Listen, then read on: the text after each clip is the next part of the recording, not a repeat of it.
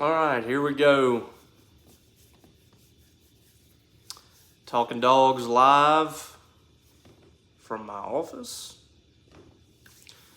And if you're watching this back, give me just a few moments. You can fast forward if you need to. I'm going to let some people get in here and kind of threw this out just a few minutes ago. So I'm going to let some more people kind of get notified and join before we get started so people can get in their questions and stuff.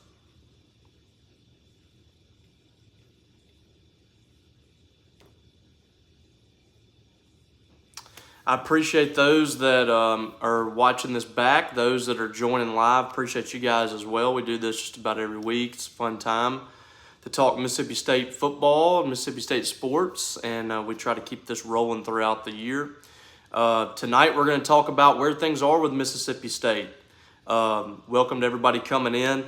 If you've never been in here before, it's pretty simple. You guys want to drop in some questions, some comments, please do it over there in the chat box. You're welcome to do so. We'll talk about whatever you guys want to. And we'll get started on that as soon as I give kind of a brief summary on what happened with Mississippi State this past week and a look ahead a little bit, and then we'll kind of move into your questions and comments. So the Bulldogs come into the back half of the schedule 3-3 and went on the road to play Arkansas. It was, really a rough start to the season for Mississippi State. Wasn't all that different from what a lot of projections were for the Bulldogs, even within this beat. I think really the only differences by most people were what happened in the South Carolina game. Some people thought State could win that. I thought they could win that game until the week of. I picked South Carolina in it. But, preseason, that was really the only game that people were split on. I think most everybody had Mississippi State beating Southeastern Louisiana, Arizona, Alabama, and losing to Alabama and LSU. So being 2-2 there, and then the difference was South Carolina. What were they gonna do in that game? So they lose the South Carolina game. They're 3-3, and really it was just kind of how those games played out that was really kind of what was making people's decisions on what they thought of this team. Southeastern Louisiana was what it was. State pretty much dominated that game. They had one bad possession on defense, but for the most part, that was a game that nobody was really upset about. The Arizona game, you started to see kind of some cracks there with the offense and a little on the defense as well, and they went to overtime in that game. It turns out Arizona is a good team. That's not a bad team. So, that game is not, Mississippi State going to overtime, that's not a bad thing. Look at what they were doing now. I know they took a USC to the limit. They were close in a ball game against Washington as well. Were the Wildcats. And they've been without their starting quarterback, Jaden DeLaura, I think, too, the last couple weeks. They're 4-3, just like State, 2-2 in conference. But their two losses were to top 10 teams, Washington and USC. They just destroyed Washington State. And they got a top 15 in Oregon State coming up, too. By the way, the Pac-12 this year seems better than the SEC. It's crazy. Anyway, it just wasn't a very good it wasn't a very good start to the season for Mississippi State. Just the way that the team looked. It looked really bad. There was a lot of injuries. And coming into the Arkansas game, we talked about it on the podcast last week. I thought that game was really going to tell the tale of where Mississippi State goes. You lose that game to Arkansas, I think it's going to be a 4-8 season for the Bulldogs. And it wasn't a pretty game at all for Mississippi State. The offense was really bad. And listen, no Will Rogers. You got a quarterback in Mike Wright who has not started at Mississippi State. He did at Vanderbilt, but you got a different quarterback in the ball game. It looks like Chris Parsons not available, so you don't have another scholarship quarterback behind Mike Wright. So they called the game pretty conservatively for him, and I thought several conservative decisions from Zach Arnett. And you dig into it a little bit, and maybe you can understand that a little bit whenever you consider there's no scholarship quarterbacks available outside of Mike Wright. So, maybe they're trying to keep him stable, keep him healthy, make things simple for him and all that. But 7 points for Mississippi State was really rough. I mean, the offense was just over 200 yards of total offense. Didn't really do a ton of exciting things. They threw an interception on the first possession of the game. So it was really a rough game for Mississippi State offensively. But the defense played its best ball game that it's played this season. And they looked as good as they did against Ole Miss and Illinois to close out the season last year. I thought that looked like a Zach Arnett defense. I mentioned that. And Zach Arnett said nothing changed for them. They had the same play calling. They didn't really run anything differently. It definitely did look different from here to see the defense blitzing from all angles, blitzing pretty relentlessly from linebackers, secondary, everybody. I mean, they kept the pressure on KJ Jefferson. And, it just didn't look like the same defense from Mississippi State. They give up 3 points, which is the lowest point total for any team in the SEC this season. By the way, Mississippi State and Arkansas in that game, those are the first two teams, unless I overlook someone, those are the first two teams that have not scored double digits in a game this year. And it happened in one game, 7-3. That was as close to 3-2 Mississippi State Auburn in 2008 as you're going to get.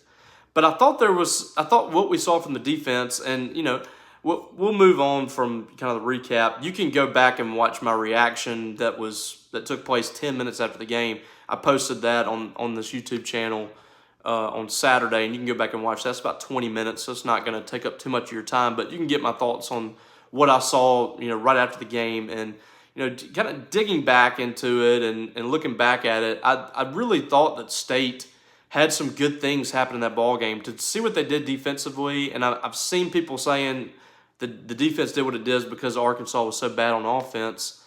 Well, my rebuttal to that is, yes, they are bad. They're one of the worst teams in the SEC offensively, but they scored 20-plus against Ole Miss, Alabama, and LSU. I know LSU's defense isn't very good, but those are three teams that are pretty good, and they scored 20-plus against all of them on the road. State held them to 3 points at home. It's not easy to hold a team in this conference to single digits, especially at home. So I'm not going to dismiss that at all. That was an excellent game by Mississippi State's defense. I don't think anybody can diminish what they did. It would have been more impressive, obviously, against Alabama or an LSU.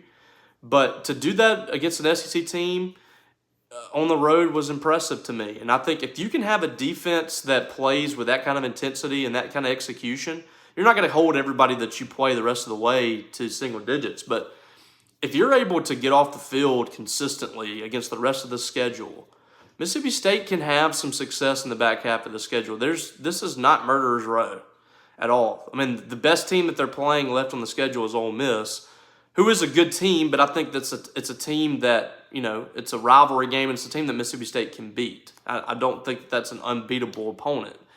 And the second best team is the Texas A&M team, who's not been great on offense and who is on the verge of kind of imploding if things continue to go south with Jimbo Fisher at the helm. So, I think that there's some positives you can take away from it. Now, the offense has got to be significantly better moving forward. They can't score single digits in a game the rest of the way. I don't know any team that they can beat with a single-digit margin. So, some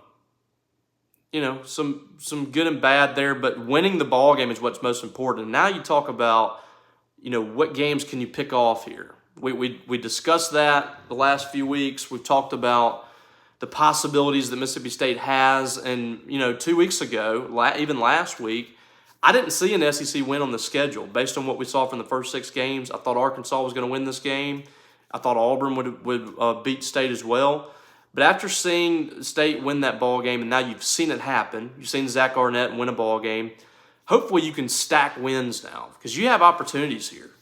I can definitely see this team, if the defense plays like that against Kentucky, I can see them winning that ball game. Auburn is a team that's been pretty bad on offense. Mississippi State can hang in that ball game, and if they can do some things offensively, they can win that game. I think 20-plus points in that game by Mississippi State, you can win it. You can hold Auburn down defensively, so we'll see if they're able to do that. And then who knows with Texas A&M, who knows with the Egg Bowl. Southern Miss looks like a win the way that they're playing right now, so we'll see. But 7 wins is not out of the question, and who knows, I'm not going to sit here and predict 8 at this point in time, but you just don't know. That every game is winnable for Mississippi State, and just about every game is losable. So it's just a week-by-week deal now. You have to just take it week by week and see what happens for Zach Arnett and his crew. But it was good for the team to get that win and get that confidence. And let's see if Mike Wright and some of those guys can get even more confidence now moving forward with a chance to pick up some wins. You're trying to get to that 14th straight bowl game at this point. I mean, Mississippi State's not going to win the SEC West. They're not going to go to New Year's Six Bowl. We understand that they've struggled at this point, and who knows what happens postseason with the staff, with any changes or whatever. But at this point, the goal is to get to those 6 wins and move on from there. You're trying to keep that bowl streak alive. There's only 3 teams now in the SEC that have gone to 13 straight or more. I mean, it's become easier to do, but it's still not easy to do that 14 straight years. And also, you're trying to still prove people wrong that voted you last in the SEC West again this year. They have a chance once again to finish higher than people selected them. So there's still a lot of good things that can happen for Mississippi State. And I think that was a good step forward on Saturday, no matter your thoughts on the style points. So with that, we will go into any questions or comments. You guys got some? Throw them in the box over there on the right-hand side, or it is for me. If you're watching on your phone, I think you can do it at the bottom of your screen. All right, Kobe Walker, any updates on Will? Will Rogers, nothing to update. Zach Arnett still won't really comment on anything publicly as far as his status and kind of where his shoulder is right now. But based on what I'm hearing behind the scenes, people close to Will, I don't expect him to play for at least the next couple of games. We'll see from there. I was told he could possibly be out for 3 or 4 weeks. We'll see how that goes. But Zach Arnett, non-committal on kind of where he is right now, and really not giving any updates on anybody from an injury standpoint. So I don't know. I don't know anything for sure, but I feel certain that he's going to be out this weekend, and we'll see what happens next week. But I would prepare for Mike Wright to be the quarterback for Mississippi State for at least the next 2 games. That would be the best possible thought process to take here. Don't expect Will Rogers to be playing for you the next couple of weeks, and if he is out there, then you're pleasantly surprised. But they need Mike Wright to really continue to take steps and become a more well-rounded quarterback, because you're going to have some defenses. I mean, Auburn's defense is good. They're going to be able to scheme things up to defend Mike Wright. Texas A&M certainly will. That's a really good defense on that side. In Kentucky, they always play sound defense. So your next 3 opponents are going to play good defense. State's going to have to try to steal some possessions and get some points. Row, both our teams off of bye week and won this week. Talking about the Steelers and the Bulldogs, yeah. Good wins. That was a really good win for the Steelers yesterday. Alan Lundy, Brock might have called the plays, but he was using Arnett's playbook. Yeah, it was really hard to distinguish, Arnett's defense from last year and the defense, what we saw the other day. It looked the exact same. And that is not what the defense has looked like in the first 6 ball games of the season. So I don't want to diminish if Matt Brock called the defense, then great, excellent job. I don't want to diminish that. I'm just saying it looked a lot like what Zach Arnett was running. And if like I said, if Matt Brock was calling that, then he did an excellent job. Whoever was calling it, great job. And let's see what happens this week with it, because that was the best game that's been called this year and the best game since Illinois. And it actually was better ball game defensively than that Illinois game. But yeah, it might have been one of the best defensive games that we've seen this year. And for Arkansas, it was one of the worst offensive games. I get it. But it was one of the best SEC defensive ball games this season. I mean, it was really impressive. I don't care how bad your offense is in this league. If you hold somebody to 3 points, you've done a good job. Roro, people saying Mike Wright had a bad game, but I really thought he played good. I didn't see a lot of bad things from Mike Wright. I don't get it. I don't get those thoughts. I thought he was fine. Threw an interception on the first possession, but after that, I mean, he gained 74 yards on the game, and I think he was sacked once or twice. So, I mean, he was averaging about 8 yards a rush. Had one 60-yard or so touchdown wiped out. He could have easily rushed for over 100 yards had that not happened. So running the football was excellent when his number was called. And then passing was 8 of 12. And after the first possession was 8 of 11. So in his last, I mean, you take away that interception, which is a big interception. I mean, they gave up a field goal on the drive. I get it. But in his last two ball games when he's gotten significant reps, other than the interception, which I know you have to include it, let's see, he was 15 for, what was he last game? 7 of 10. He's 15 for 21, I think, passing. So, I mean, that's pretty darn good to me. 15 of 21, threw for over 200, I think close to 200 yards the last couple of games. Maybe 100 and something with a touchdown. So, I mean, it's not like he's out there, throwing the ball into the stands every play. I think he's doing a good job. And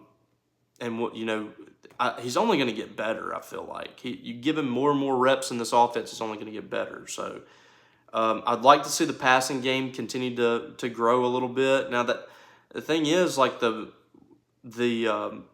yards per catch were way up. Justin Robinson had a 30-yard catch. I thought that was a really nice throw from Mike Wright, putting it up there where only Robinson could make a catch. I like the play call, too. Backed up in your own end zone on third down, everybody thinks you're about to run the football. You basically throw it down there. If it's intercepted, it's basically a punt. And Justin Robinson, throw it up there to your playmaker. We just don't see that enough at Mississippi State, and that's what they did. Robinson had 2 catches, averaged 20 yards a catch. Xavier Thomas had 2 catches, averaged 10 yards a catch. Tulu Griffin had 3 catches for 20 yards.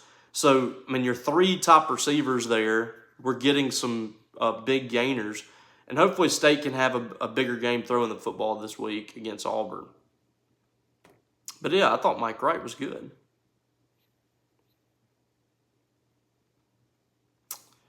Oh, next up, who we got?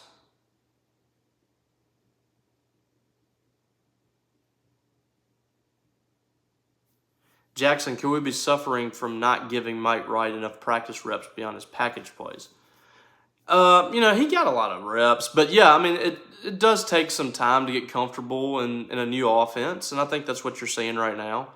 The good news is Mike Wright has not hurt you at this point. He played the most he played before Saturday was against Western Michigan. He got a lot of reps in that ball game, and they won the game. Got all the reps in this game against Arkansas, and they won the game. So far, being brought along, and it's kind of, trial by fire with him at quarterback, by Saturday against Auburn, he should be pretty well equipped to run this offense. He should be ready. I mean, he should have any rust knocked off or whatever. I mean, it's kind of what it is now with Mike Wright. What you see moving forward should be what to expect from Mike Wright, whether it's good or bad. He's got enough reps in this offense now, especially the last 2 weeks. He should be ready to roll. So I'm really interested to see how he attacks that game against Auburn. Going to be another tough atmosphere. Auburn fans are not giving up on that team. They had a great atmosphere against Ole Miss. The team just not, to me, they just don't really have the personnel to run Hugh Freeze's offense right now. And that plays into Mississippi State's favor. I would put a lot of pressure on the quarterback this week, and I think they're going to run the football a good bit. But, there's some things I think Mississippi State can do schematically on defense to create some havoc there, create some turnovers, and that would be huge. The defense, I think, in this game, they need to force 2 or 3 turnovers. You really need to put Auburn, put the pressure on Auburn and give your offense a chance with good field position. Maybe turn the turnover into points. Try to steal some points somewhere. Get Mississippi State special teams or defense. Get those guys some points to allow the offense to play with a little less pressure. Just asking that offense to go out there and get 4 touchdowns, 3 or 4 touchdowns, that's going to be tough. So at some point, I think they're going to have to get some points from special teams, from defense, or something like that. Roro, do you think there will be a switch in our baseball program this year? If they're not successful, yeah, and this is it for Chris Lemonis. He's got to prove this year that he's moving forward instead of moving backwards. Last 2 years they've been moving backwards. The SEC record was the same this past year, but it really, you're continuing to step backwards as a program if you have back-to-back losing records in SEC play. So this year, I think, I've been saying I think they need to get at least a 2 seed, make the NCAA tournament. I don't think it's as dire as they have to host. I think if you show progress this year and you're in the NCAA tournament, preferably as a 2 seed, you have 500 record or so in SEC play. I think that it's going to afford Chris Lemonis more time. But if he doesn't do that, if he has another losing record in SEC play, he misses the SEC tournament and all that, it's over. You can't afford 3 straight years of that. So there's a lot of pressure on him. I don't think they improved the pitching staff tremendously with the talent, but what you're banking on is you hired a really good pitching coach in Justin Parker. I've heard great things about him. The players love him. He's already, I think, really helped a lot of guys with their pitches, developing more pitches. I do think that State should be better pitching, and that's going to go a long way because I think they're going to be a lot better defensively too. This defense, especially in the middle infield and hot corner at third base, I think this is going to be one of the better defenses in the league. So that's a big jump. I mean, you start talking about, where Mississippi State would have been last year had they fielded significantly better and had they just been not very good pitching. Could you have been a 5-run earned run average instead of a 7? And you do that, and you're pushing for a not just making the NCAA tournament. You're probably pushing for a host spot.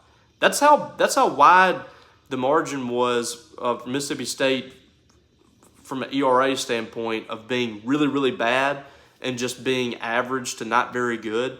That would have changed everything for them. Take 2 runs off that earned run average. That's a lot of runs, but you're still not great. So I think that's kind of the key. Can they bump that earned run average down to 5, and can their fielding be middle of the pack in the SEC to top 5 or something? You do that, and this is a team that I think can have a good season because I think the offense is going to be really good.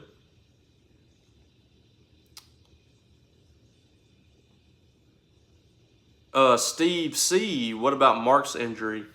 I haven't heard anything on that. It was a hamstring. Those things can linger a little bit. So I don't know. It's gonna be tough. He played through it the other day, so I imagine if he can play through it, he's gonna do it. That's what he's done his entire career. So I wouldn't expect anything different. I mean, he's played through injuries from day one. He's only missed 1 game, I think, in his career. So I wouldn't count him out for Saturday. But what you have to start thinking about is him playing a detriment to your team. If he's not 100%, he can't go, and he's causing some issues for you offensively. You got to rest him. I mean, if it's left to his thoughts, he's going to play. But you have to start having that conversation. Is he a detriment to our team if he's hurt? Because I think in the second half, as hard as he was playing, I just don't think that State was really effective offensively with him in the game just because he wasn't 100%. And you have some running backs out there, especially if Jeffrey Pittman is available. Let's see if he played the other day. He had 2 carries the other day, so it's obvious they weren't trying to run him very much. They need to utilize those guys a little more. Seth Davis was good, 3 carries for 14 yards. You have guys back there, utilize them a little more. You don't have to put all that on Marks. I mean, he had 17 carries, and a lot of those were with him hobbled. So I don't know if they needed that, but he's going to want to play. Richard Neal, I only got to watch part of the game. So did Chris Parson get any game reps? He did not. I don't think he's available right now. From what I've heard, I think he's hurt, and they're not going to push him in there right now. He's not ready. And on top of that, you're trying to redshirt him. You don't want to spend his red shirt.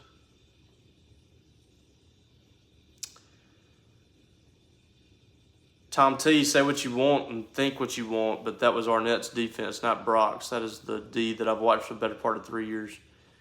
Yeah, I mean, I definitely have my doubts about that being run by anybody other than Arnett, but he says it wasn't him, so, I mean, what else can he do? He definitely looked a lot more engaged defensively, so it wouldn't shock me if that was his unit. It looked like a more aggressive group. So that's my thought too.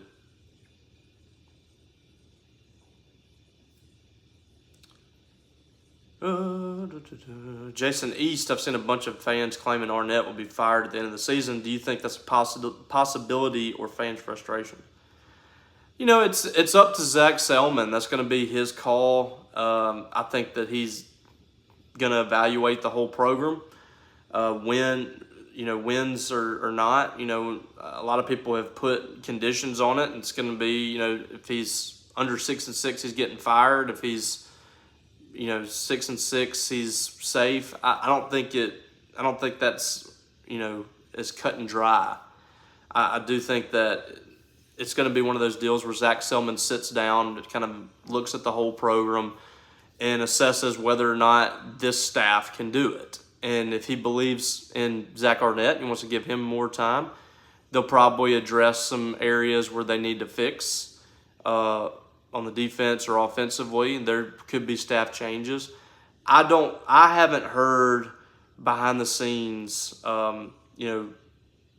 Mississippi State has not made any kind of declarations behind the scenes. They haven't talked about changing coaches or anything like that. So it's not something that's totally imminent right now. But I do think it's something that will be addressed at the end of the year, whether or not Zach Selman believes that Mississippi State can move forward with this staff. We'll see if that happens. But right now, I have not heard of. I'm not hearing that Mississippi State's expecting to make a coaching change or anything like that. So, I think that there's no question that Zach Arnett is going to help his cause by winning games. That's at the end of the day, a lot of people are going to judge a team on wins and losses. All the other stuff that happens, all the style points, winning games 7-3. That really doesn't matter as long as you win at the end of the day. And, Kirk Ferentz at Iowa, they don't look very pretty. Every single year that team is in the top 25, putting guys in the NFL.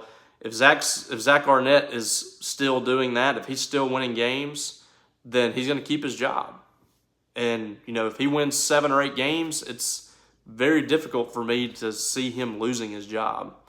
A first-year head coach that everybody's kind of dismissed already, winning 8 games after starting 3-3, that would mean that you were 5-1 in the back half of the schedule. That'd be a pretty big deal. So, if he's successful in this back half, it's hard to imagine. No idea why there's a Deion Sanders statement in here about Florida or why his name is spelled like that, but okay. John K., I hate we gave a game away to a very bad South Carolina team. Don't tell South Carolina fans that. They were very upset in my YouTube reaction video when I said they weren't a very good team. But yeah, they're not a very good team. Been blowing out of every SEC game since they beat us. That was a game that State should have got. You win that game, you're sitting here at 5-2, and you're probably on the verge, if not already, in the top 25. I mean, that's how different this season could look had they won that ball game. Everybody's just saying at this point, the only teams they've lost to is LSU and Alabama, who everybody thought they would lose to, and that was a big one. But I mean, like we've said, you still have everything ahead of you here. I mean, you could still do some good things this year if you're able to be successful here in the last 5 games. Stringer Jomo did not get 3 years. He got 2 years. Daryl O'Brien, why fire Arnett? Everyone needs more than less than a year to get things going, right? It took Leach time to win, and Arnett is the youngest head coach in the country.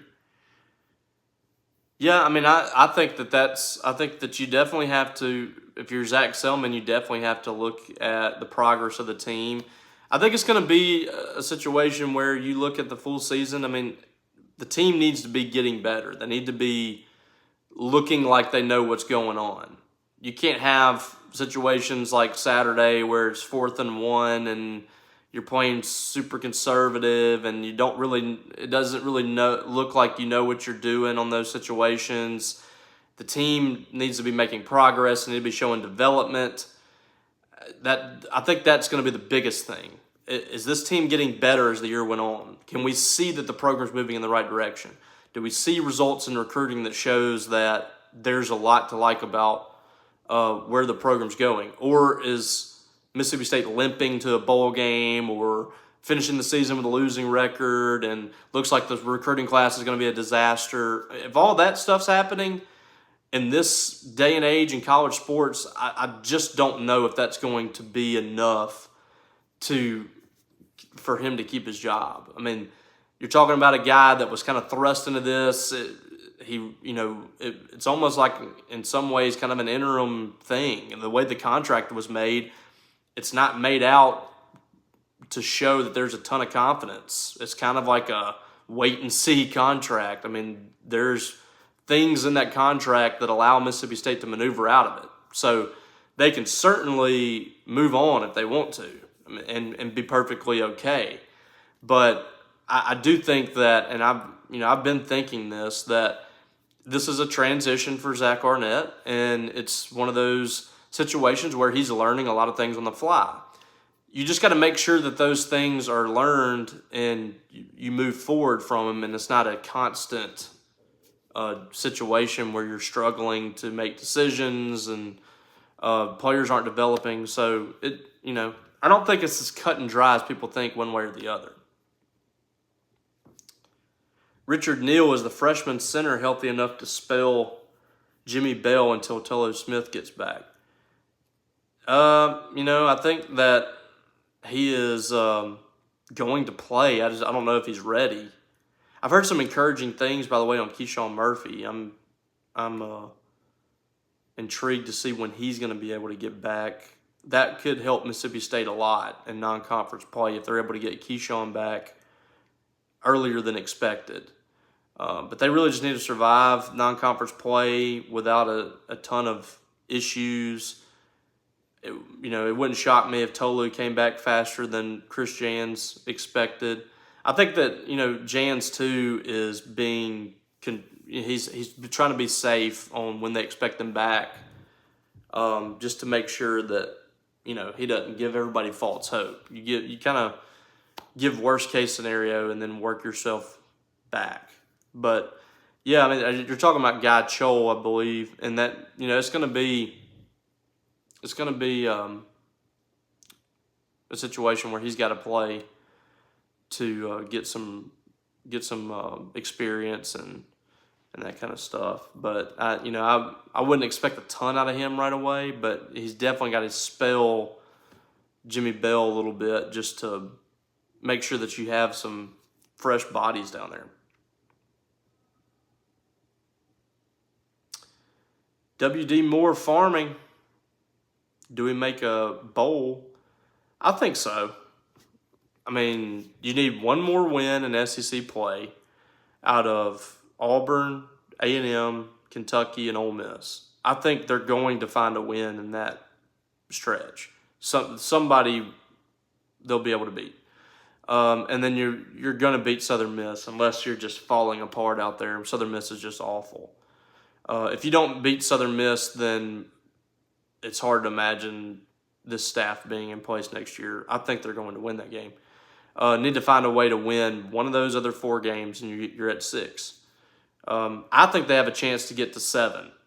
Personally, I think they can win 2 out of Auburn, Texas A&M, Kentucky, or Ole Miss. I think that's possible. I predicted 8. I predicted 8 preseason. 7 wouldn't have surprised me. 6 would have been a bad year in my estimation. But 7 wins with the circumstances, starting 3-3, new head coach. 7 wins to me would be a really good job by Zach Arnett finding a way.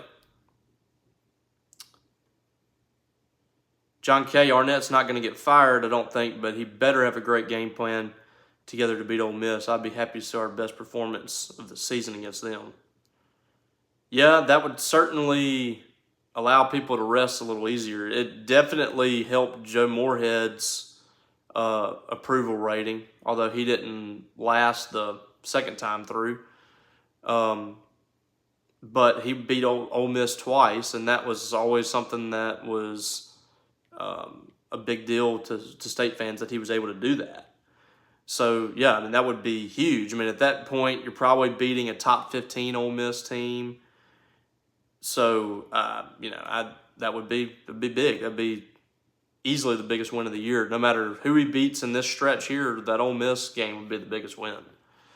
But it's going to be tough. That's going to be a tough team to beat. Ole Miss has been sound on defense. Their offense has been pretty good.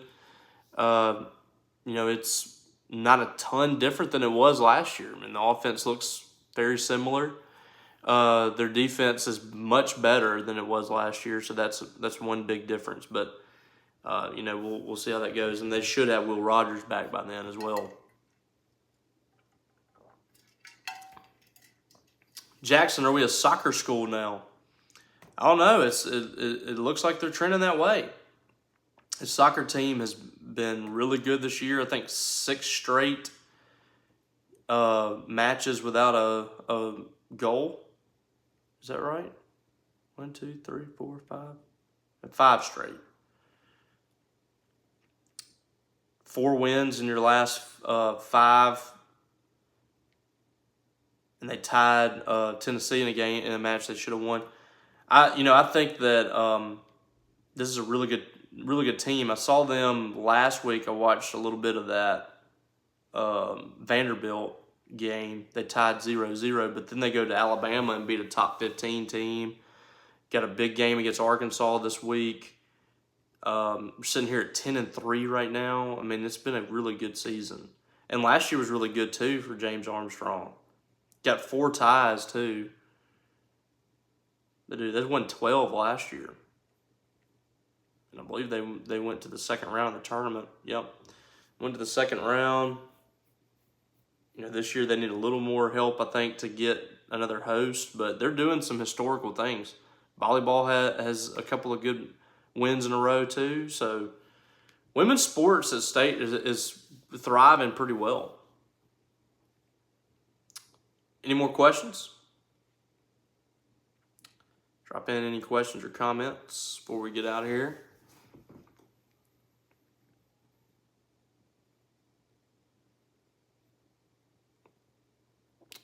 All right, so we'll close it out. Mississippi State and Auburn, 2:30 Central, SEC Network this Saturday at Jordan-Hare Stadium. Should be a good crowd there at Auburn. They're hoping for a big win. State's hoping to continue to move up the SEC standings. I mean, State's moved up to 5th in the SEC West. I mean, everybody thought they were going to be 7th. So, I mean, you can't be upset about that at this point. Auburn and Arkansas, the only 2 teams with winless records so far. So, Mississippi State is trying to move up the pecking order and get towards the middle of the pack in the SEC West. They got a chance to do it this week. Big game coming up. I think it's a really important game for Mississippi State. You win this ball game, and it changes everything for you. I mean, you win this game, you got a chance to beat Kentucky on homecoming, hopefully, and you're sitting there with bowl eligibility with 3 games to play, and you got a Texas A&M team who at that point, who knows what they're going to be. I mean, that changes the whole trajectory of the season. Possibility of being 6-3 going to that A&M game. I mean, you're looking like a resurging team at that point. So, big game. I'm not sure yet what I think about this game as far as predictions or whatever. I'm going to continue to mull that over, but State certainly has a chance. If they play good football, they have a chance to win this game, and we'll see if they're able to come out with it. All right, guys, thanks for tuning in again. I'll have a reaction video, of course, on Saturday coming up after the game, so I'll have my thoughts on what happened at Jordan-Hare. Not going to be there for the game, but we'll have plenty of coverage from Steve and Frommer and David Murray and those guys. They'll be there. We got enough coverage there. So excited about seeing what they have to say about the game. So stay tuned over on our site for that, and plenty of coverage throughout the week too regarding Mississippi State. All right, y'all. Appreciate you. We'll catch you down the road.